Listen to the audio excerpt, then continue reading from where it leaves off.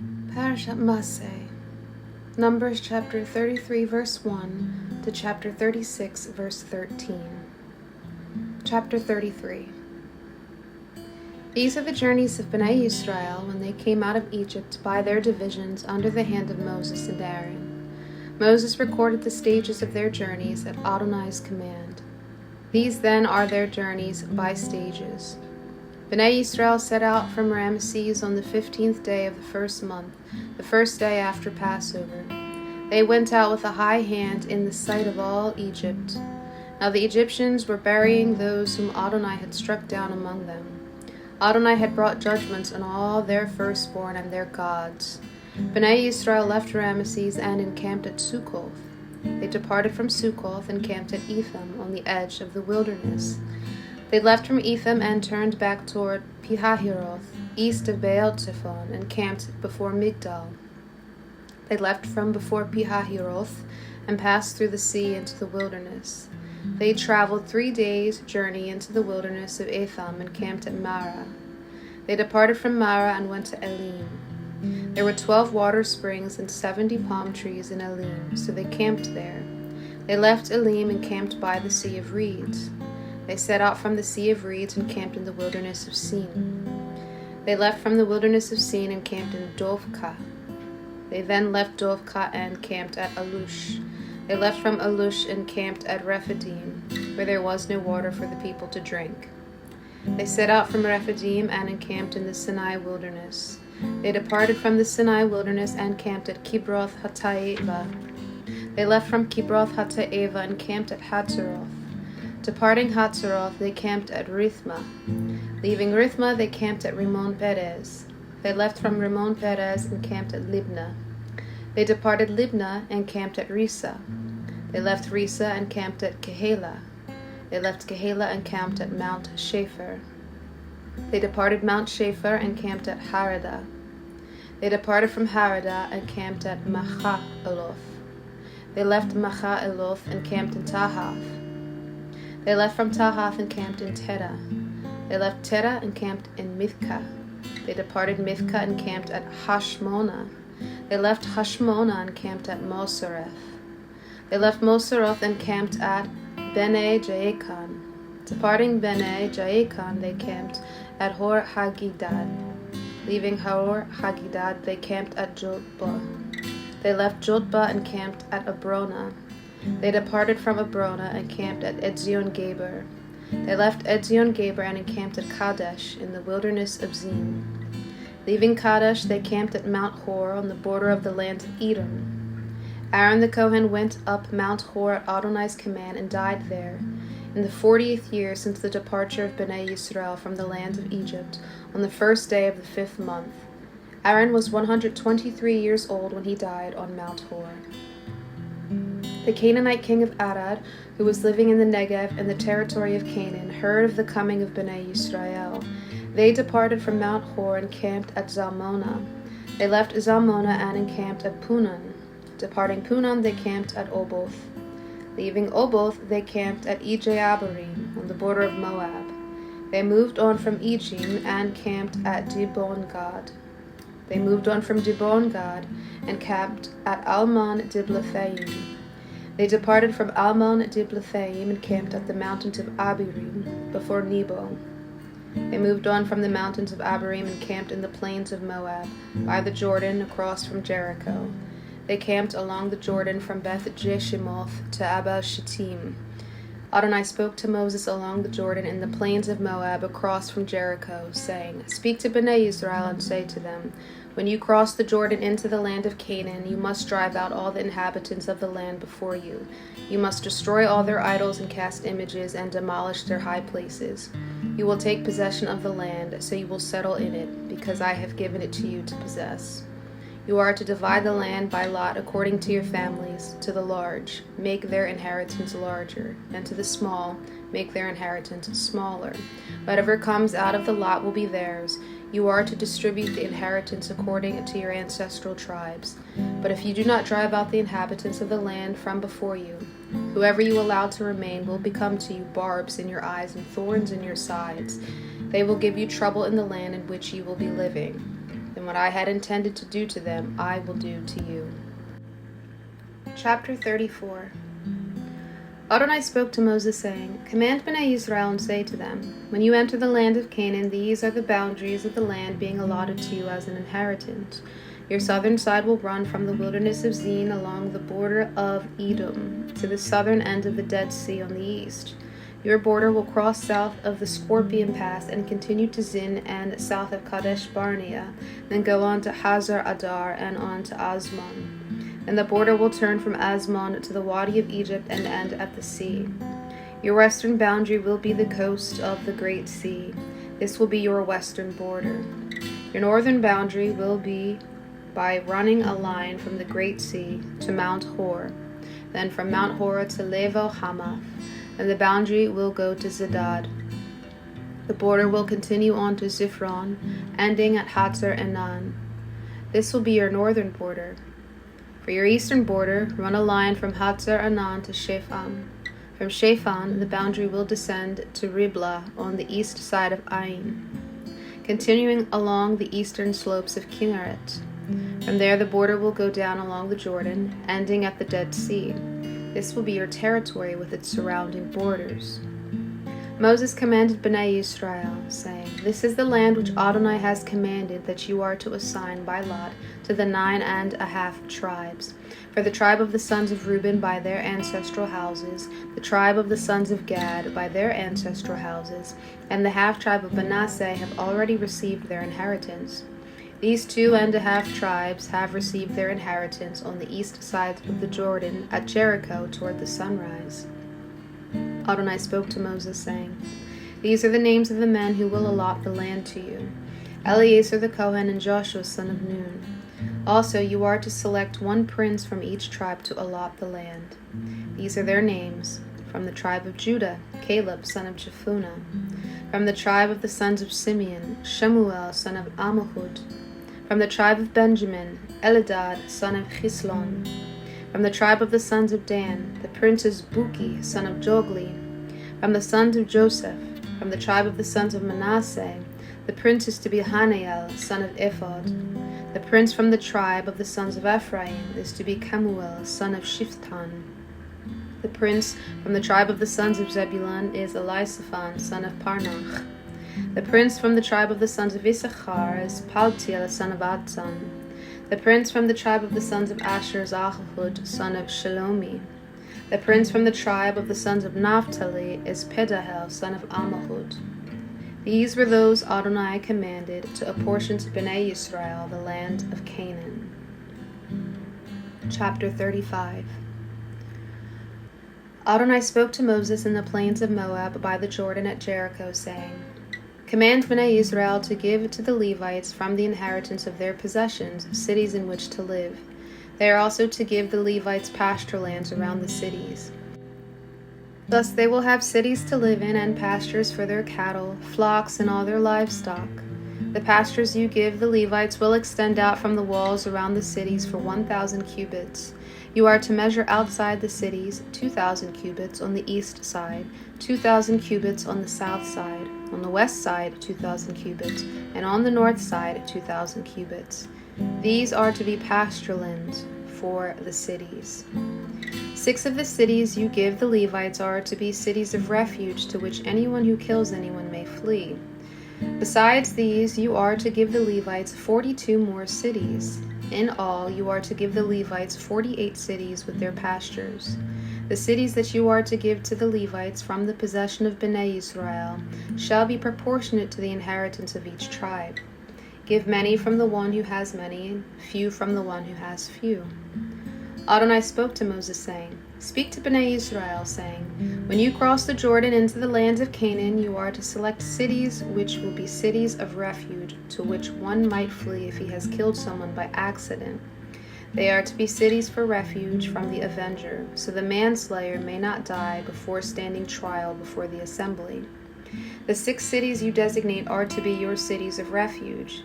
Designate 3 cities on this side of the Jordan and 3 in the land of Canaan as cities of refuge. These 6 cities of refuge are to be for Bnei Israel as well as for the outsider and the visitor in their midst, for anyone killing a person by accident. Now if the manslayer strikes someone with an iron object so that he dies, he is a murderer, and the murderer must die. If anyone has a stone in his hand that could be deadly and strikes anyone with it so that he dies, he is a murderer, and the murderer must die. Or if someone has a wooden object that could kill and strikes anyone so that he dies, he is a murderer, and the murderer must be put to death. The blood avenger himself may put the murderer to death. When he finds him, he is to kill him. If anyone pushes someone maliciously or throws anything at him with deadly intent, or with hostility hits him with his fist so that he dies, the one hitting him is a murderer. The blood avenger may put the murderer to death when he finds him.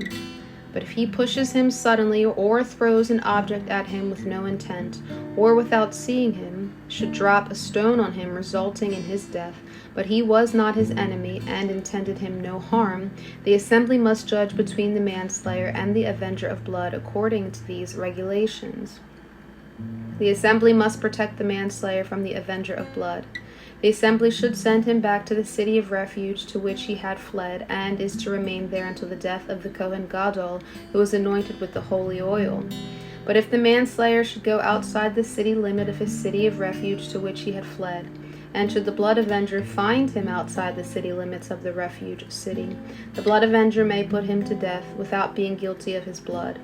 The manslayer must stay within the limits of his city of refuge until the Kohen Gadol dies, and after the death of the Kohen Gadol, the manslayer may return to his property. These are to be statutes of justice for your generations in all your dwelling places. Everyone killing anyone shall be put to death as a murderer only on the testimony of more than one witness. No one is to be put to death on the testimony of only one witness. You are not to accept ransom for the life of a murderer. He deserves to die, and he is to die. Do not receive a ransom for one who has fled to his city of refuge, allowing him to return to his land before the Kohen Gadol's death. You are not to pollute the land in which you are. Blood pollutes the land, and no atonement can be made for lands polluted by bloodshed, except by the blood of the one who sheds it. You are not to defile the land where you live, where I dwell, for I dwell among Bnei Yisrael.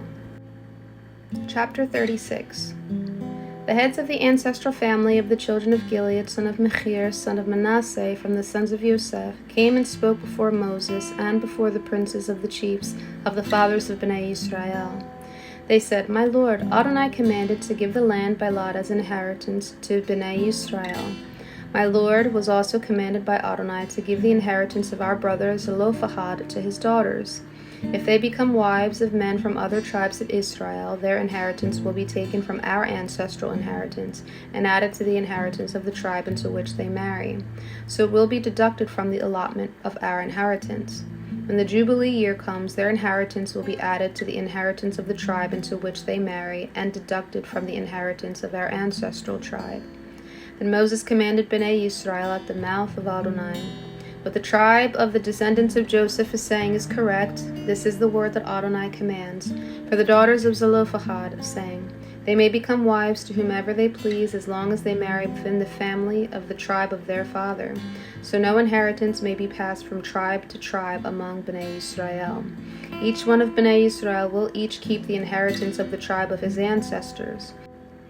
Every daughter receiving an inheritance in one of the tribes of Bnei Yisrael should marry within the family of her father's tribe, so that Bnei Yisrael will each possess the inheritance of his fathers.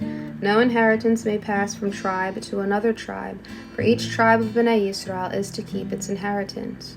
So Zelophehad's daughters did just as Adonai commanded Moses. Zelophehad's daughters, Mahlah, Tirzah, Hoglah, Milcah, and Noah, married sons of their uncles. They married within the families of the sons of Manasseh, son of Joseph, and their inheritance remained within the tribe of their ancestral family. These are the mitzvot and judgments that Adonai gave by Moses' hand to Bnei Yisrael on the plains of Moab at Jericho along the Jordan. Jeremiah chapter 2, verse 4 to verse 28. Hear the word of Adonai, O house of Yaakov, and all the families of the house of Israel. Thus says Adonai, What fault did your fathers find in me that they strayed so far from me? They walked after worthless things, becoming worthless themselves. They did not ask, "Where is Adonai, who brought us up from the land of Egypt, and led us through the wilderness, through a land of deserts and rifts, through a land of drought and distress, through a land where no one travels, where no one lives? Yet I brought you into a fertile land, to eat of its fruit and goodness. When you came, you defiled my land. You made my heritage an abomination." The Kohanim did not ask, "Where is Adonai?" The Torah experts did not know me. The shepherds rebelled against me. The prophets prophesied by Baal and went after unprofitable things. Therefore I will plead with you again. It is a declaration of Adonai. I will contend with your children's children. Cross to the coasts of Kittim and see. Send to Kedar and observe carefully. See if there has been anything like this. Has the nation changed its gods, even though they are not gods? And my people have exchanged the glory for worthless things. Be appalled at this, O heavens. Be utterly horrified and dumbfounded. It is a declaration of Adonai. My people have committed two evils. They have forsaken me, the spring of living water, and they dug their own cisterns, cracked cisterns that hold no water. Is Israel a servant, a slave by birth? Then why has he become plunder? Young lions have roared at him. They have roared loudly. They made his land a waste. His cities are in ruins and uninhabited. Even the sons of Noph and Taphanes have grazed on the crown of your head. Have you not brought this on yourself when he led you in the way? But now, what is on the road to Egypt, drinking the waters of the Nile? Or what is on the road to Assyria, drinking the waters of the Euphrates? Your own wickedness will rebuke you, and your backslidings will chide you. Know then and see how bad and bitter it is for you to forsake Adonai your God, nor is fear of me in you. It is a declaration of the Lord Adonai Tzvaot. Indeed, long ago I broke your yoke and tore off your bonds. You said, "I will not serve," and said, "On every high hill and under every green tree you sprawled out as a prostitute." Yet I had planted you as a choice vine, from completely faithful seed. How then did you become to me a wandering wild vine? Even though you wash with lye and use an abundance of soap, the stain of your iniquity is before me. It is a declaration of the Lord Adonai. How can you say, "I am not defiled. I have not gone after the Baalim"? Look at your behavior in the valley.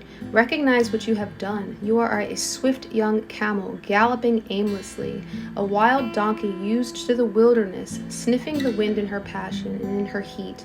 Who can restrain her? All males that pursue her will not tire themselves. At mating time they will find her.